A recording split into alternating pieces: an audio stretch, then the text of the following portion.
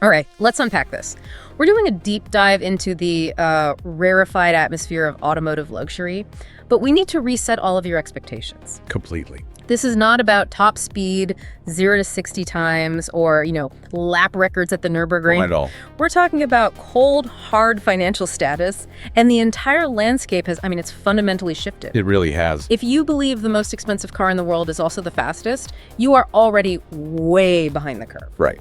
In this new economy, speed is, it's absolutely secondary to financial performance. Status is now measured purely in scarcity and capital preservation, not horsepower. So that's the core mission for today, right? That's the core realization we took away from the source material here. Yeah. The mission today is to basically act as financial detectives. Yeah.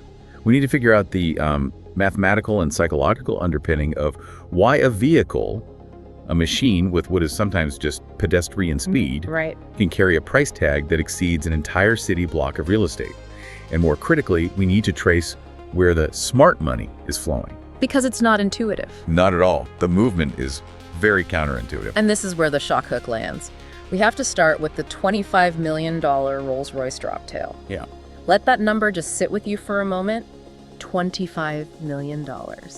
And the astonishing fact, according to the sources we reviewed, is that this hand-built machine, it's actually slower than a basic entry-level Porsche. The cognitive dissonance there is just massive. It is. When you first hear that, your immediate question is this the world's biggest, most audacious scam?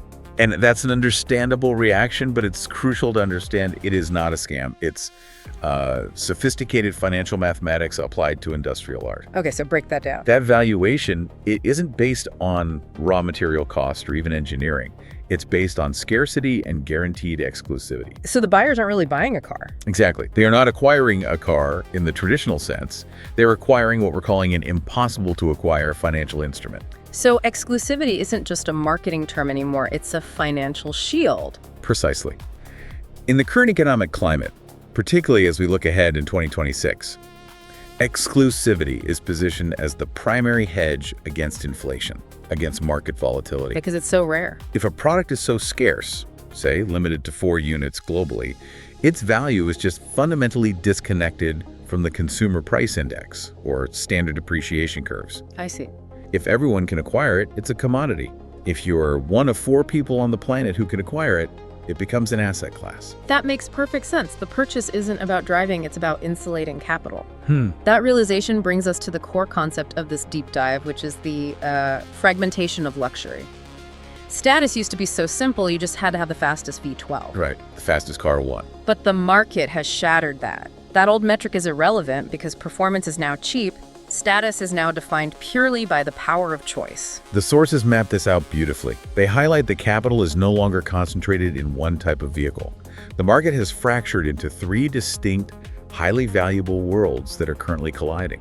And these are the investment opportunities. These are the opportunities. First, you have raw power, the magnificent V12 and V16 engines, all about mechanical mastery. Okay. Second, there is bespoke art, which is defined by handcrafted scarcity, the impossible to acquire asset. In a third? And third, you have silent tech. This is all about a quiet, discreet luxury, often centered around electric vehicles.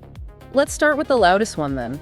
Raw power, or as we've titled it, the Bugatti bill. The emotional choice. Absolutely. If you're seeking an explosive, soul-shaking, mechanical masterpiece, you're looking at something like the Bugatti Chiron. It's the emotional apex of the combustion era with that screaming V16 engine, a work of art. It's a phenomenal achievement in engineering, absolutely. But here is the massive financial caveat. If you treat it like a car, and by that I mean if you drive it, you step directly into a devastating investment trap. The running costs are, they're astronomical. One source described it perfectly as being like feeding a dragon, a very, very hungry dragon. Let's drill into the numbers because this is where it gets crazy. We aren't talking about a costly set of tires. The sources detail the oil change. That bill, a staggering $21,000 for one oil change. Think about what that means.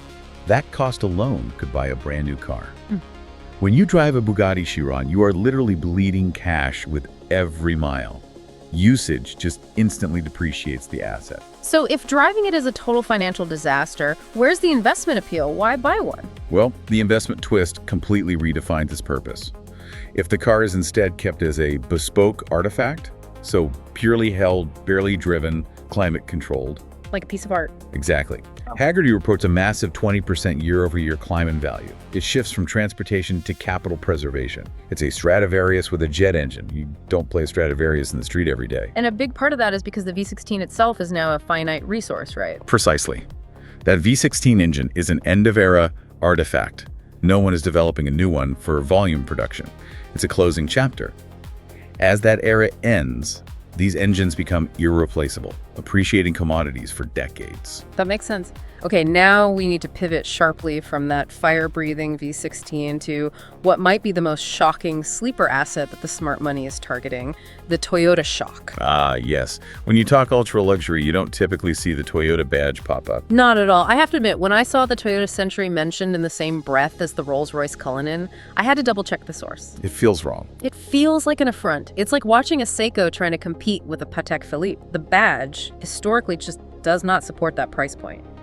What on earth is the financial logic here? The financial rationale is brilliant because it taps into modern social psychology. Toyota is explicitly targeting quiet luxury. Okay. This is a growing demographic of the ultra-wealthy who want prestige and flawless execution, but without the high visibility, eat-the-rich stigma that comes with a Rolls-Royce or a Bentley. So the value is in the anonymity. It's prestige understood only by those who matter.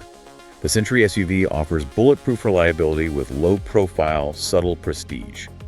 It's luxury that only whispers to a very select few. And it's designed for the passenger, not the driver. Exactly. It's all about the rear passenger. Rear seat massage modes, extreme soundproofing. This quiet confidence makes it the ultimate sleeper asset. And the return on investment, I'm guessing it's anything but quiet. The ROI is potentially massive, especially for those first Japanese market allocations. If a buyer manages to get a Century SUV at MSRP, which is a huge if, a very big if, the immediate profit on the global secondary market is potentially a massive 40% flip. 40% on a Toyota? That's astonishing. So its low-profile prestige is what drives its high-profit volatility. Exactly. It avoids the public eye while delivering maximum financial return. One of the quickest, most profitable flips out there. Now let's contrast that with the future. Section 3, the tech trap. This is the great tension of the moment, isn't it? Old school mechanical soul versus new silent tech. It is. And a lot of legacy automakers are trying to bridge this gap with the power of choice. So they'll offer a gasoline car, like the BMW 7 Series, and its electric twin, the i7. Same car, different heart. And that looks great for the consumer. You get the brand, you pick your powertrain. But for the investor, the story is drastically different. The silent electric glide, as nice as it is a tech trap. Why is that? I think these buyers aren't too concerned with depreciation. Well, the sources indicate that depreciation is just too punishing to ignore, even at that level. The problem is that battery technology is just innovating too quickly. The EV you buy today with a 300-mile range will look obsolete next to the model in 2 years that has a 500-mile range. Rapid innovation means rapid obsolescence. So how steep is this depreciation? Give us the numbers. It's sharp. The sources indicate high-tech luxury EVs lose a staggering 30% of their value in the first year alone. 30% in 12 months. Wow. It makes them one of the fastest depreciating assets in the luxury space.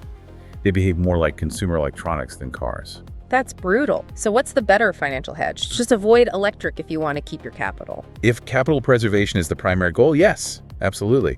You contrast that EV depreciation with the V12 we just talked about. Finite resource. The roaring V12 is a finite resource. Manufacturers are phasing them out. Finite equals expensive. The analysis strongly suggests, always bet on the dinosaur if you want to keep your capital. The V12 becomes irreplaceable. That realization leads us perfectly to the peak of the market bespoke artistry. This is where performance is, like a footnote. It's not even a consideration. It's purely about craftsmanship and personalization, moving beyond transportation and into tangible art. It's luxury down to the most obsessive detail. We're talking about features that only exist because the builder decided they should, like the Alcantara 3D prisms in a BMW ceiling, or the unique interiors of the 4 Droptails. Things that will never be replicated. Never. These are objects designed for museums. And this circles back to your initial point about speed being a commodity. It's been utterly commoditized. A stock electric car for $100,000 can beat almost any hypercar off the line, so performance is no longer a luxury differentiator. To be truly exclusive, a vehicle must be impossible to acquire. Exactly. Which brings us back full circle to the financial genius of that $25 million Droptail.